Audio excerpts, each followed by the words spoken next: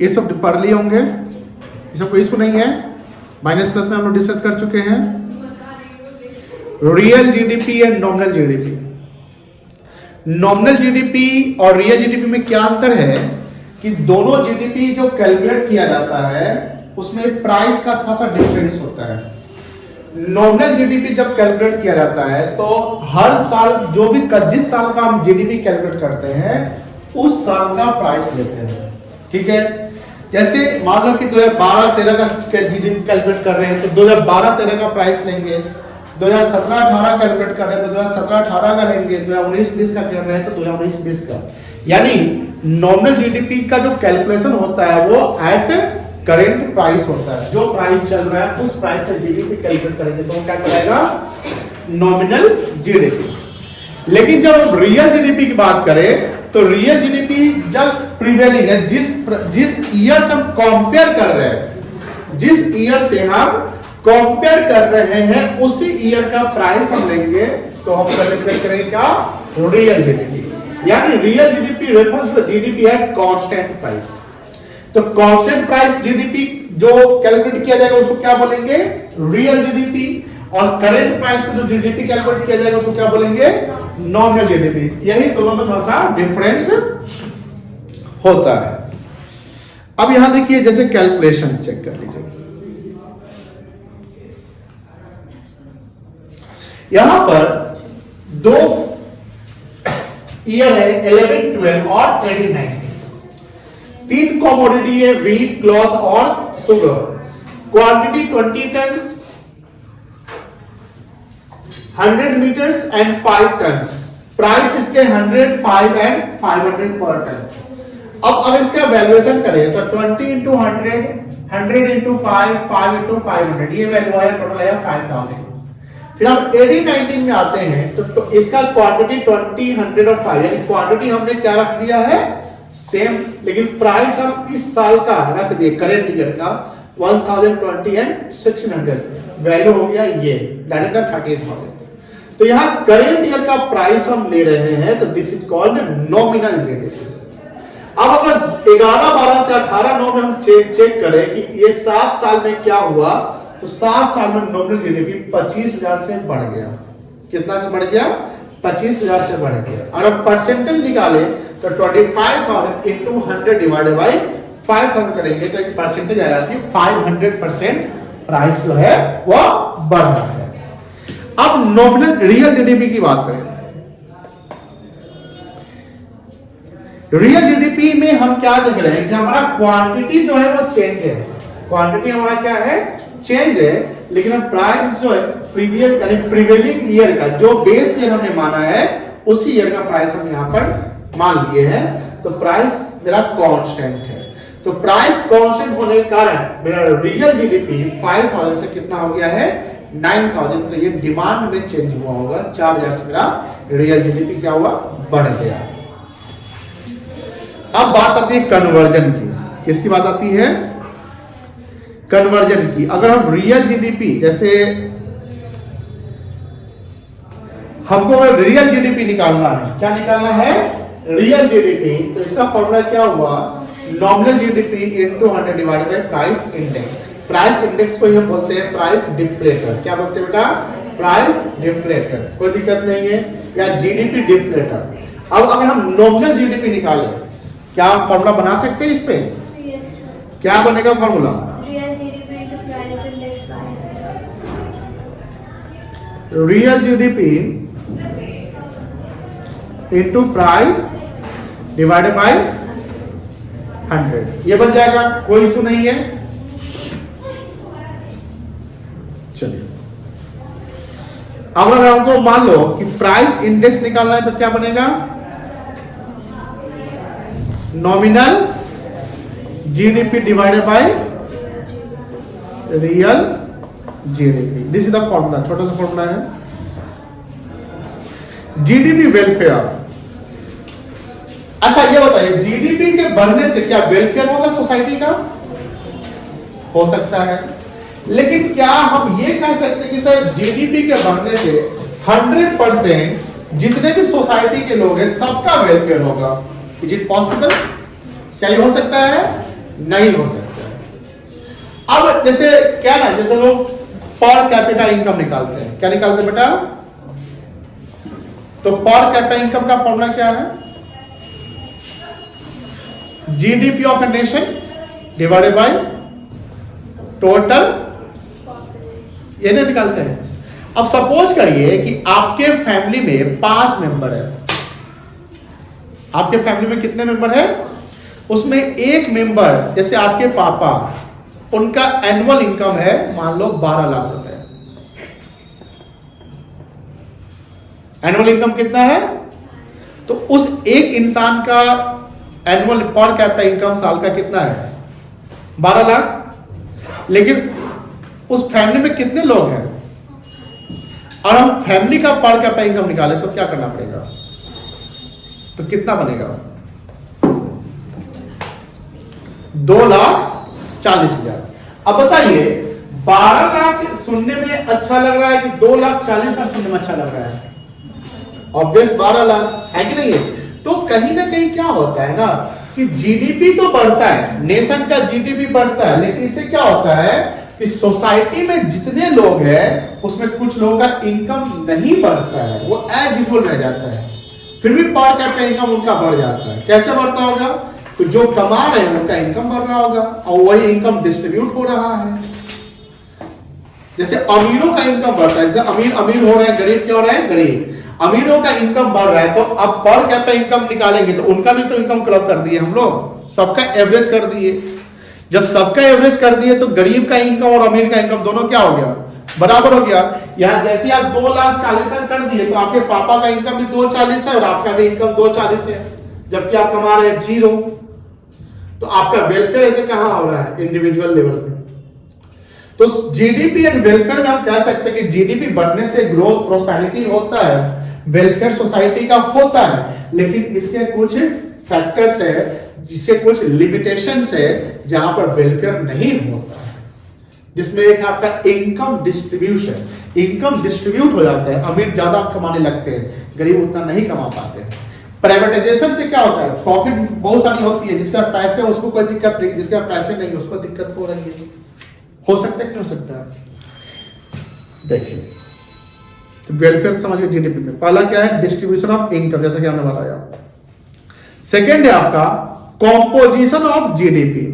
Composition of GDP में क्या है? जैसे मान लो कि गवर्नमेंट, जैसे आज आप देखते होंगे कि इंडिया का जो नेबरिंग कंट्री है उसमें 2 कंट्री परेशान करते रहता है, जिसमें एक आपका पाकिस्तान हो गया और एक क्या हो गया? आपका चाइना हो गया। अब उसको डिफेंड करने के लिए हमारे पास डिफेंस इक्विपमेंट ज्यादा होना चाहिए। हम सेना का ज्यादा पार्ट हम वहीं बॉर्डर पे रिक्रूट कर देते हैं, इंप्लॉय करते हैं। बड़े बड़े जो आर्म्स एम्यूनिशन है वहां लगा देते हैं। हम ज्यादा जो बजट लाते हैं उसे बजट में डिफेंस का जब मैक्सिमम पार्ट हम वहां पर कंट्रीब्यूट करते हैं। तो होता क्या है कि अगर मान लो कि मेरा नेबरिंग कंट्री सही रहे, चाइना से मेरा रिलेशन ठीक रहे, पाकिस्तान से रिलेशन मेरा ठीक रहे, कोई ज्यादा बॉर्डर पे प्रॉब्लम ना हो, तो हम डिफेंस पे इतना बजट लाएंगे। तो अगर हम डिफेंस पे बजट नहीं लाएंगे तो वो पैसा मेरे पास बच जाएगा, तो वो पैसा आप कहीं और तो लगा सकते हैं, एजुकेशन पे, हेल्थ पे, सोशल डेवलपमेंट पे। तो प्रॉब्लम यहां भी ये है कि आपके पास पैसे सरकार को तो मिल रहे हैं, लेकिन डिफेंस से ज्यादा पर लगाकर हम सोशल वेलफेयर पे नहीं लगा पा रहे हैं, तो कॉम्पोजिशन बन जा रहा है। ठीक है। नॉन मॉनेटरी एक्सचेंज कुछ ऐसे हैं, जैसे गांव देहात में देखोगे तो बार्टर सिस्टम चलता है। गांव देहात में क्या चलता है? Barter system. बार्टर सिस्टम क्या होता है? Exchange of goods from with other goods, यही ना होता है। तो यहां पर मनी का एक्सचेंज हो रहा है, मनी फ्लो हो रहा है। यहां तो गुड्स के गुड बदल रहा है, तो यहां पर जीडीपी में कोई इंपैक्ट नहीं हो रहा है। नेक्स्ट है आपका एक्सटर्नलिटीज। एक्सटर्नल क्या होता है? ये एक्सटर्नल मतलब बाहर, और एक्सटर्नलिटीज मतलब होता है कि कुछ बाहरी तत्वों के कारण हम पे भी प्रभाव पड़ता है। कुछ बाहरी तत्व, कुछ कारणों से हम पे उसका इंपैक्ट पड़ता है। ऐसा होता है नहीं होता है? जैसे आप जब शहर, जैसे आप कहीं कॉलेज जाते हैं, स्कूल जाते हैं, कहीं जाते हैं, आप कहीं देखते होंगे बहुत सारा गंदगी है ना, बहुत सारा गंदगी है। इवन तो आपने वहां गंदगी नहीं किया, फिर भी आपको उसका इम्पैक्ट पड़ रहा है ना, आप पे पड़ रहा है नहीं पड़ रहा है ना। कुछ ऐसे जगह जाते हैं जहां बहुत साफ सफाई रखा हुआ है, बहुत अच्छा है, इवन तो आपने साफ सफाई नहीं किया लेकिन आप वहां पर करें वाह कितना अच्छा लग रहा है, साफ सफाई है, बात सुन रही है। तो सिंपल सी बात है, जैसे मान लीजिए कि सोसाइटी, हम जिस सोसाइटी में बसने जा रहे हैं, जिस सोसाइटी में हम बसने जा रहे हैं वहां सोसाइटी के जितने भी लोग हैं वो अच्छे से रहते हैं, साफ सफाई सोसाइटी का रखते हैं, सब कुछ घर सब अच्छा है, प्रॉपर गार्डनिंग, पेड़ पौधे सब कुछ ठीक ठाक है, सब कुछ, कोई गंदगी संदगी नहीं रहता है। तो उस सोसाइटी में हम रहेंगे तो ऑटोमेटिकली एक्सटर्नल फैक्टर से हमको फायदा होगा कि नहीं होगा? एकदम होगा, हम भी वैसा ही करेंगे। लेकिन हम एक ऐसी सोसाइटी में जाते हैं जहां गंदगी सदगी है, अनऑर्गेनाइज्ड लोग रहते हैं, जो करना करते रहते हैं, तो उस सोसाइटी में जो जाएंगे तो बाहरी फैक्टर से हमको भी प्रभाव पड़ेगा। तो एक्सटर्नलिटीज क्या होता है? एक्सटर्नलिटी हमारे लिए बैड इंपैक्ट भी डालते हैं और गुड इम्पैक्ट, यानी फेवरेबल इम्पैक्ट भी होता है मेरे लिए, और क्या होता है? एडवर्स इम्पैक्ट भी होता है, दैट इज कॉल्ड एक्सटर्नलिटी, और ये भी वेलफेयर पे इम्पैक्ट डालता है। ये लास्ट था क्या? यस सर, एक वो होगा क्या हाँ जीडीपी सिर्फ जीडीपी डिफ्लेटर होगा लास्ट। नहीं, डिफ्लेटर तो यही था ना, प्राइस इंडेक्स, वेलफेयर जीडीपी जो nominal GDP divide by real GDP. हाँ हो गया हो गया ना, कोई दिक्कत है इसमें? हाँ छोटा चैप्टर था, ये क्लियर था आप लोगों का? यहाँ जो ये निकाल लेते हैं हम लोग, ये वाला, ये क्लियर था? Yes sir. माइनस क्या करते हैं? अच्छा कुछ सवाल पूछ लेते हैं हम आपसे। मार्केट प्राइस और फैक्टर कॉस्ट का डिफरेंस क्या है? NIT। डोमेस्टिक इनकम और नेशनल इनकम का डिफरेंस क्या है? NFI। ग्रॉस और नेट का डिफरेंस क्या है? डेप्रिसिएशन। अब हम एक सवाल, आप इसका फॉर्मूला बनाइए, ठीक है? आप इसको प्रूफ, इसको जैसे मान लो कि हमको निकालना है NNPFC निकालना है और दिया हुआ है GDPMP दिया हुआ है। चलिए इसका इक्वेशन बनाइए, ठीक है? इसको कैसे होगा?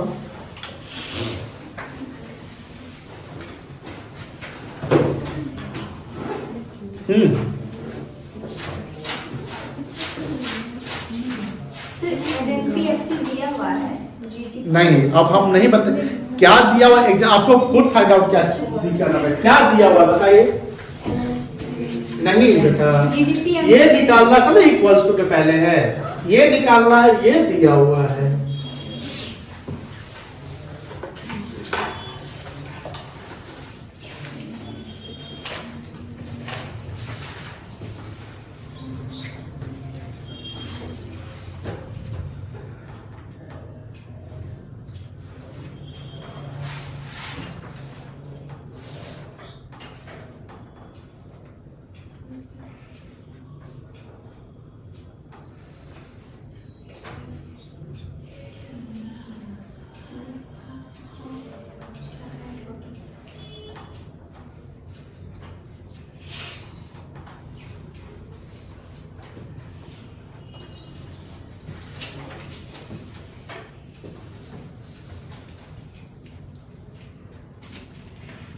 बना लिए? Yes sir. क्या बना formula? GDP MP minus depreciation plus NFIA minus depreciation plus NFIA minus INFA. यही ना बना? सर ने तो बना लिया। ठीक,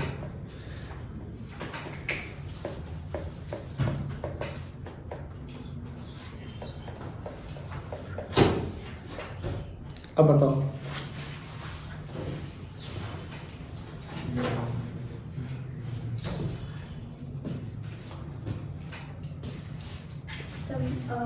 माइनस एनएफआईए माइनस क्या करेंगे? Minus NFI minus NIT minus NFI है यस और माइनस एनएफआईए।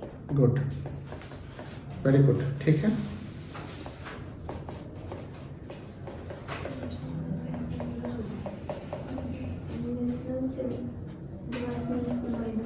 ये बताइए।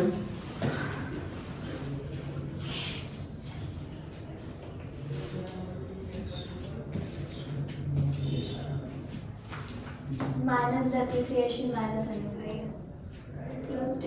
Plus depreciation.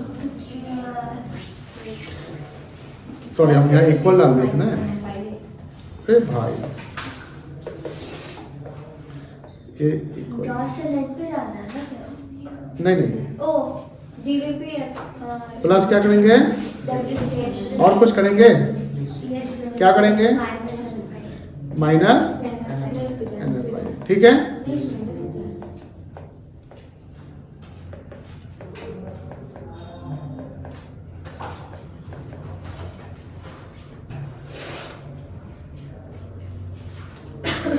ये निकालिए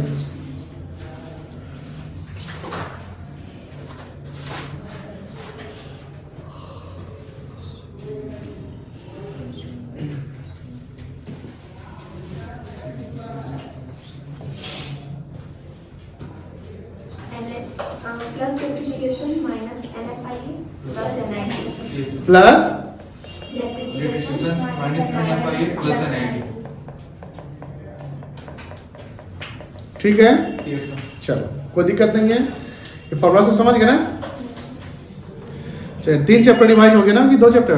तो 3 3 हो गया। 3 चैप्टर में कोई दिक्कत नहीं है, बोलिए। सर नॉमिनल और रियल जीडीपी का डिफरेंस समझाइए। नॉमिनल जीडीपी जो है वो करेंट ईयर प्राइस पे, यानी जिस साल का जीडीपी कैलकुलेट करेंगे। जैसे मान लीजिए कि 2000 अभी चल रहा है 23-24 चल रहा है। अब 2023-24 का हम जीडीपी कैलकुलेट करते हैं और इस साल का हम प्राइस किसी भी प्रोडक्ट का, जैसे मान लो कि कोई भी प्रोडक्ट हो, ये प्रोडक्ट है, इसका आज का मार्केट प्राइस क्या है और इसका कितना क्वांटिटी डिमांड होगा, ये जो वैल्यू हो गया आज का प्राइस, इसको बोलेंगे नॉमिनल जीडीपी। लेकिन जो रियल जीडीपी तो कहीं ना कहीं जीडीपी में कंपेयर करते हैं ना कि पहले कितना था अब कितना है। तो रियल जीडीपी क्या कहता है कि सर बेस ईयर जो आपने बनाया है, चाहे कोई भी बेस ईयर हो, प्रीवियस ईयर ही बेस ईयर होगा ऐसा नहीं है, वो 5 साल पहले का भी बेस है। 5 साल में हम जैसे मान लो कि NITI Aayog planning commission 5 year plan चलाती है, तो 5 साल पहले हम क्या थे और 5 साल बाद क्या है, तो 5 साल पहले का रेट क्या था और अभी का रेट क्या है। तो 5 साल पहले के रेट पर हम जीडीपी कैलकुलेट कर रहे हैं और अभी के रेट पर जीडीपी कैलकुलेट कर रहे हैं, ये नॉमिनल जीडीपी हो गया। लेकिन रियल जीडीपी क्या कर रहा है कि अगर आप कंपेयर कर रहे हैं तो बेस ईयर का ही प्राइस आज ले लो, बट क्वांटिटी आपका क्या होगा, चेंज हो गया, तो वो हो गया आपका रियल जीडीपी। क्या हो गया आपका रियल जीडीपी। हाँ, रियल जीडीपी को हम नॉमिनल जीडीपी में कन्वर्ट कर सकते हैं या नॉमिनल जीडीपी को हम रियल जीडीपी में कन्वर्ट कर सकते हैं। और आपको रियल जीडीपी निकालना है, नॉमिनल जीडीपी दिया हुआ है, तो nominal GDP into 100 divide by price index, जिसको जीडीपी डिफ्लेटर कहते हैं। और real GDP sorry nominal GDP निकालना है तो real GDP into price index divided by 100 कर देंगे, तो क्या आ जाएगा आपका नॉमिनल जीडीपी। जब जीडीपी डिफ्लेटर निकालना हो, that is called pi, price index निकालना हो, तो नॉमिनल जीडीपी यानी GDP at current price divided by real GDP, that is GDP at constant price, से हम रिजल्ट निकाल इनटू 100 कर देंगे तो वो परसेंटेज में आ जाता है। कोई इशू नहीं है। This is the difference between real GDP and nominal GDP। अगला क्वेश्चन पूरा न्यूमेरिकल है ना, सॉरी चैप्टर। Yes sir. यहां तक कोई दिक्कत नहीं है। चलिए तो बताइए, मैक्रो जो वर्ड है वो किस वर्ड से ओरिजिनेट हुआ है? मैक्रोज। प्रोड्यूसर कितने प्रकार का गुड्स यूज करता है? 2। फाइनल गुड्स यूज करने वाला कौन यूजर है? प्रोड्यूसर जो एक्सपेंडिचर करता है उसको क्या बोलते हैं? इन्वेस्टमेंट। चेंज इन इन्वेंट्री कैसे आता है? इन्वेंट्री इन्वेस्टमेंट क्या होता है? जो गुड्स इंटरमीडिएट गुड्स पे जो स्पेंड। गुड। फिक्स्ड इन्वेस्टमेंट क्या होता है? कैपिटल गुड्स पे जो डेप्रिसिएशन किससे लगता है? कैपिटल। कैपिटल गुड्स का एंड यूजर कौन होता है? कैपिटल गुड्स का एंड यूजर कौन होता है? प्रोड्यूसर होता है। कौन होता है? प्रोड्यूसर। ठीक है ना, कोई दिक्कत नहीं है। कंज्यूमर गुड्स कितने प्रकार के होते हैं? 3। कौन कौन सा? ड्यूरेबल, सेमी ड्यूरेबल और non durable. One time use जो गुड्स होता है उसको क्या बोलेंगे? नॉन ड्यूरेबल कहेंगे। कोई दिक्कत नहीं है।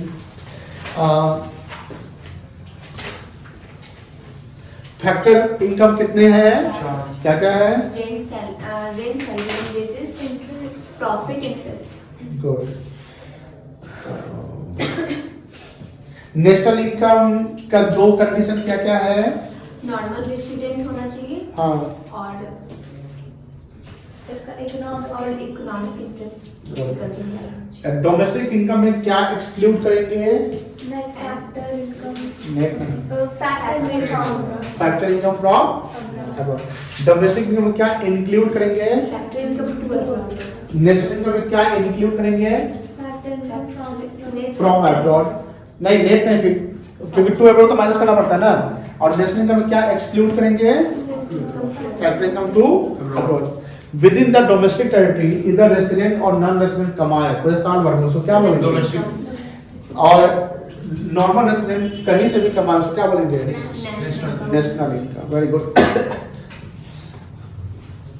हमको डोनेशन मिला, चैरिटी मिला, क्या ये फैक्टर सॉरी नेशनल इनकम में जाएगा? नहीं सर, ट्रांसफर नहीं जाएगा। क्या कहलाएगा वो? Transfer income. Transfer income. Very good. Only earn income जाएगा, Yes. है ना? और क्या टॉपिक था?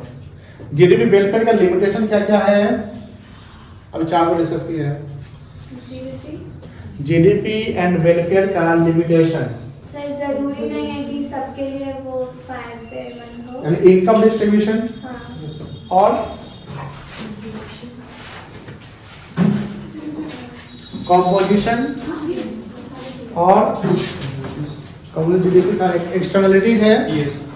एक और है एक non monetary non monetary exchange. Externality में क्या हुआ? हमारे सोसाइटी में गुड और बैड इम्पैक्ट भी होते हैं, दूसरों के कारण हमको भी प्रभाव पड़ता है। नॉन मॉनेटरी एक्सचेंज में बांटन हो गया आपका जीडीपी कॉम्पोजिशन। जीडीपी में जैसे कुछ ऐसे खर्च सरकार कर रही है जिससे सोसाइटी को डेवलपमेंट डायरेक्टली नहीं हो रहा है, डायरेक्टली नहीं हो रहा है, इनडायरेक्टली तो हो रहा है। डिफेंस में खर्चा करे तो प्रोटेक्शन मिल रहा है, तो हम कह सकते हैं ना।